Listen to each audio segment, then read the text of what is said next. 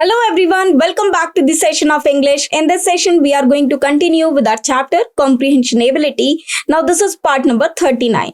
So, we have already done 38 sessions on comprehension ability. That means reading comprehensions. So, in this session as well, we are going to discuss some reading comprehensions. And as you can see now that in this session, we will discuss passage number 44 and passage number 45. It means in this session, we are going to discuss two passages. Okay, so we are going to discuss two passages and also the questions based on these two passages. So first of all, we'll read the entire passage and after that we'll start attempting the questions based on these passages. So first we'll begin with passage number 44. So let's begin reading the passage. This is passage number 44. Journalism. It means somewhere the passage is about journalism. Combines writing with news, gathering and interpretation. Journalism. And what is journalism? Writing, gathering and interpretation of the news. While the journalist's work, it means the work of the journalist, obviously varies from the newspaper to newspaper. It means it varies from newspaper to newspaper. It means journalist of some newspaper work the work of the various journalists of various newspapers, they can be compared because the work of every journalist or the news journalist of every newspaper is not the same, you can say. And from magazine to magazine, all journalists are as much research workers as they are writers. They cannot write their news or feature stories unless they locate it and research them first. So the first thing to be done is to locate them and research them first. They must be able to read the in-between lines. In-between lines, the hidden meaning, the hidden meaning of the information. The phrase "read between the lines" means to analyze or to figure out the meaning. You can say to the hidden meaning, okay, behind the information of the main source news and interpret that. A great many stories hunt the journalist who rejects most of them. He carefully sorts and sifts those, okay, means analyze them, taking only a relatively very small proportion of the news. It means not the entire information. In fact, the great journalist is that who gathers only a small proportion of that news. It means that is appropriate or that is the most appropriate part of that news. Maybe coming from an unexpected source, because that is coming from the unexpected source. So he just tried to figure out this small proportion or the most appropriate proportion. A successful journalist may gather news to the tune to 100%, but he can use them for his profession only 3 to 5%. He must be able to see or forecast to himself. It means the successful journalist, he should forecast the news on the basis of the information given. It means what is going to happen in future.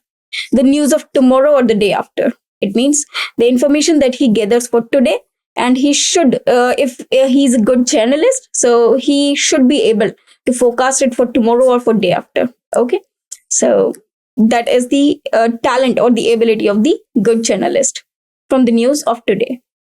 Because newspapers want advanced news or advanced warning to give a good, exclusive and exhaustive coverage to anything of interest. But a real scoop refers to the quality of every newspaper being the first to publish that particular news, okay, or to forecast that particular news. A scoop is actually when a newspaper claim that it is the first to publish this news. Is a very rare event. It means a real scoop means if it happens that this is the channel who is the first who has reported it for who has published it the first. It happens very rarely, or it rarely happens. And bogus scoops means which pretend to be true but they are not. Also brings disrepute to the newspaper. If there is a bogus scoop, it means if any newspaper, it claims that the news that he's publishing, he is the first to publish it, that means he's only pretending. If he's only pretending, that will disrepute him.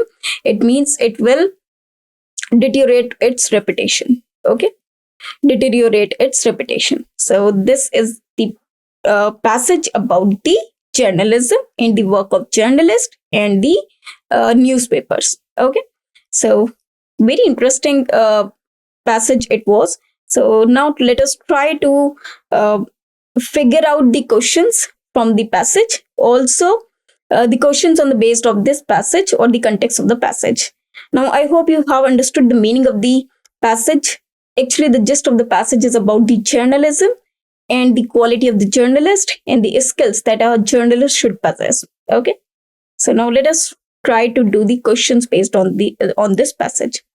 So the first question is, according to the passage, a journalist's work includes. So they are asking about the work of the journalist according to the passage: writing, news gathering, sorting out the news, or all of the above. Of course, if you see the first line, while the journalist's work will obviously varies from newspaper to newspaper and magazine to magazine, all journalists are as much research workers as they are writers, because they are research workers as well. They are writers. They cannot write their news feature stories unless they locate it and research it. It means that they must be able to read in between lines of the main source and interpret that. It means they do everything. They write, they gather news, they sort out the news, or you can say interpret. So all of the above are the work of the news journalist. Now let us move to the next question. What, according to the passage, is the common characteristic of journalists? They all write for newspapers. So they are asking about the common characteristics. They all have to first probe into the news they gather. They all make an adventure to a worthy news. They all can forecast future news. Now, as you can see over here, they cannot write their news feature stories unless they locate it and research. They must be able to read in between lines. Okay. It means they all have to first probe into the news they gather. It means they first have to verify or probe into means ask a number of questions about or research a lot about the news that they gather. So here the correct answer will be B. The next question is, what is the most important for journalist? He must be able to interpret the news correctly. He must know how to sort out the news. He must be able to write effectively. He must know how to gather the right news. So according to this, important for journalists is to create many stories. Okay, they must be able to read in between lines of the main source and interpret that. Okay, so according to this, what is most important for a journalist? It is A, he must be able to interpret the news correctly. This is actually the most important thing for the journalist. Now let us move to the next one. What does the passage say about the successful journalist? As you can see over here, a successful journalist may gather news to the tune 100%, but he can use them for his profession only 3 to 5%. He must be able to see or forecast to himself the news for tomorrow and or day after tomorrow from the news of today. Now the options are: they reject major portion of gathered news. They can use relatively small portion of the news. Their news come from unexpected sources. They present advanced news. So it will be B. Okay, also here it is written journalist, yes, taking only a relatively very small proportion of news may be coming from an unexpected source. A successful journalist do all these things. So here answer B is correct. Okay, they can use a relatively small portion of the news. So this is about the successful journalist. What is the basic requisite for exclusive and exhaustive coverage of newspapers? Because newspapers want advance news or advance warning to be to give a good exclusive and exhaustive coverage. Okay, so what is that? To see or forecast to himself the news for tomorrow or day after tomorrow, the news that he got today. Forecast of tomorrow's news from today's news, collecting the news of a real scoop, selection of a small portion of the gathered news, effective style of writing. As you can see, it is written over here that he must be able to forecast to himself the news of tomorrow or the day after for the news from the news of today, because newspapers want advance news or advance warning to give a good, exclusive, and exhaustive coverage to anything interest. That is why, according to this line here, the correct answer is uh, A, that is forecast of tomorrow's news from today's news. Okay. So this was the passage. That was passage number 44. We have read the entire passage and we did questions based on that. Now it is time to do passage number 45. So here first we'll read the entire passage and after that we'll start doing the questions based on this passage. So let us read the passage. He had never thought much about the origin of wealth, nor about the inequity of human conditions. He firmly believed that if this world was evil, the next could not but be good. And his faith upheld him. He was not like the clever fellows who sell their souls to devil. He never took the name of God in vain. It means whenever required, he only took the name of God at that time. He lived the life of an honest man, and though he had no wife of his own, he did not covet his neighbors, for woman is the enemy of a strong man, as he learnt by the story of Samson, which is written in the scriptures. So this is very short passage. It is about some person we don't know, but he was something like he never thought much about the origin of wealth nor about the iniquity of human conditions. He firmly believed that if this world was evil, the next could not be but good. Okay, could not but be good, and his faith upheld him. Okay, so let us see the questions based on this passage. The passage indicates that the person the writer is talking about was not well educated, a deeply religious person, an eccentric, or a scholar of the scriptures. According to this passage, we can see that he was not like the clever fellows who sell their souls to devil. He never took the name of the God in vain. It means he's just praising himself, or he's just talking about himself, that he's this, he's that, I do this, I do that, or I do that. It means he's a kind of eccentric person because he's talking of himself only. So according to this, the answer is C. Now let us move to the next question. The person described in the passage believed that one must remain a bachelor if one wanted to be happy. One must lead an honest life. If this world is not good, the next would certainly bring him happiness. Repeating the name of God would give him peace of mind. Now, let us verify all these lines one by one. First is one must remain a bachelor if one wanted to be happy. Now, he was not like clever fellows who sell their souls to the devil. He never took the name of God in vain. He lived in life of an honest man. He lived the life of an honest man. So this is the first thing, that he always lived the life of an honest man. And though he had no wife of his own, it means he was unmarried. He had no wife of his own. He did not covet his neighbors for women. He did not covet his neighbors. It means he did not try to see his neighbors' women, because maybe possible he did not have interest in women, or also it can be possible that he was not a bad man to see the women with the you can say to attract towards the women. For woman is the enemy of a strong man, so he called woman as the enemy. But it does not mean that he is saying that if you want to be happy, that you have to remain bachelor. No, he is not actually supporting that particular thing. So this is not the correct part.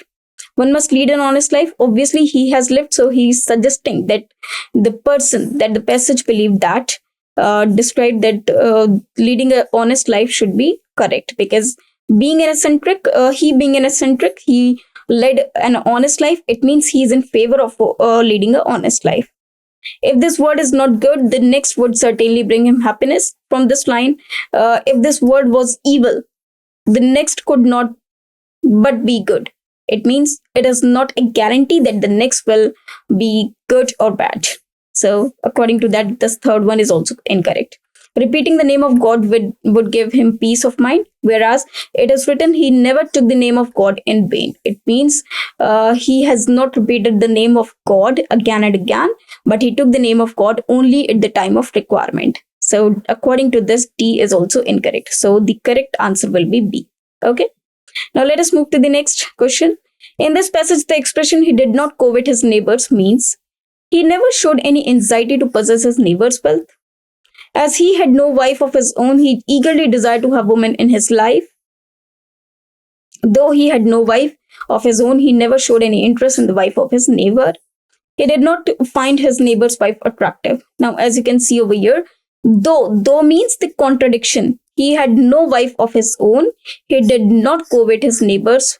It means, according to this line, though he had no wife, but he did not regret. Yet he did not covet means he did not see towards his neighbor's wife. That means, according to this line, C answer is correct. Though he had no wife of his own, he never showed any interest in the wife of his neighbor too. So C will be the correct answer according to this last second last line of the passage. Okay. Now let us move to the next question. The person mentioned in the passage presumed that woman was the enemy of a strong man because he firmly believed that woman was evil. He had read the story of Samson. Surrendering to woman meant for him selling his soul to devil. Woman might spoil his chances in the next word. Now, uh, for woman is the enemy of a strong man, as he learned by the story of Samson, which is written in scriptures. So, according to the last line, he found that woman is the weakness or is the enemy of strongness because he had read the story of Samson. Okay, so here B will be the correct answer. So something must have been given in the story of Samson, which verifies this statement that the woman is the enemy of the strong man. Maybe possible. Okay, so for that you should read the story of Samson to know this meaning. To sell one's soul to the devil means, as you can see over here, who sell their souls to devil. Okay, he was not like the clever fellows who sell their souls to the devil. Devil is bad thing. Okay, the opposite of angel. Let us see the options. Sell oneself to make both ends meet. Suppress the voice of one's conscience and take to an immortal life. Sell one's honesty for the sake of monetary benefits. By evil, by mortgaging goodness. So it should be C. Sell one's honesty for the sake of monetary benefits. So here, who sell their souls to the devil means to sell one's honesty for the sake of monetary benefits. Okay, it means for the monetary benefits they can do anything. They sell their honesty, though he was of the assumption who has led only the honest life. He was an honest man. He lived the life of an honest man. It means he, you can say, he supported honesty or he believed in honesty. That is why to sell one's soul to the devil means he was not a kind of man who sells, you can say, who just take the, who just, you can say, keep the honesty as grant for the monetary benefits. Okay, he did not sell his honesty for the sake of monetary benefits. Okay, so these were two passages that we have discussed. Short passages, very small passages, and but very interesting and meaningful. One on journalist we have done, and another on a person who was an honest but an eccentric person who always praised himself that yes, I did so, I did that, and he presumed or he assumed that only he is the right man. Okay, so in this session as well we have done two passages. We did two passages. I hope you understood both the passages carefully. Now it is your duty to read a lot so that you can easily go through the passages or you can easily figure out the questions based on the passages. For that, you should first read the entire passage very carefully. Try to analyze the meaning behind that passage, the concept of the passage, or the theme or the author's intention about that passage. So read the entire passage carefully and after that start attempting the questions. This will definitely help you out in doing all the passages. In the next session as well, we will be doing some passages so that you will be able to answer them easily and you will have an idea how to solve these passages. Okay, so that's all for today. Stay tuned with me. Thanks to you till then.